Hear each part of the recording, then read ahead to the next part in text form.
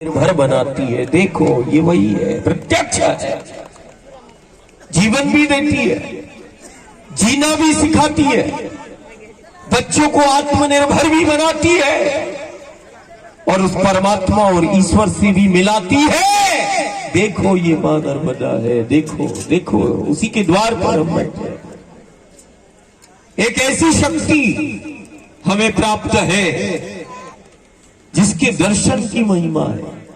दर्शन, मात्र दर्शन, इस भगवती का, इस शक्ति का सिर्फ दर्शन बताया।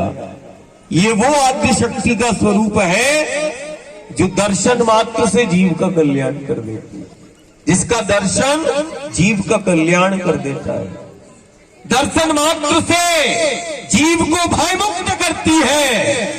और यदि कोई बारंबार इस भगवती का दर्शन करता है तो दर्शन मात्र से उसके जीवन में परिवर्तन आ जाता है। ये वो महाशक्ति है, दर्शन मात्र, दर्शन की महिमा।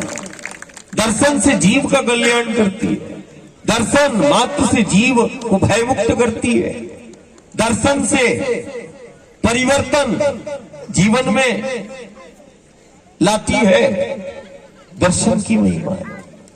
जितना इस भगवती के दर्शन की महिमा है उतने ही इस मां नर्मदा के पथ और तट की महिमा है।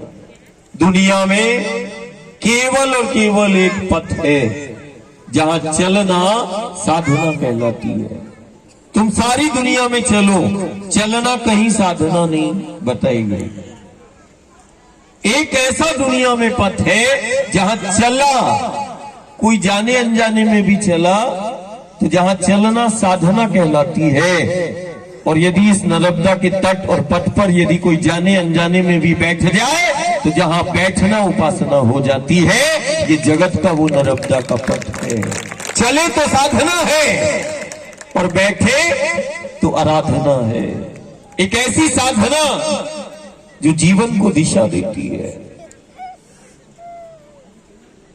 चलना नर्मदा के पथ पर। देखो, साधु हो, संत हो, भक्त हो, ज्ञानी हो, गुरु हो, गोविंद हो, सब इस मां नर्मदा के पथ के पथिक बनते हैं।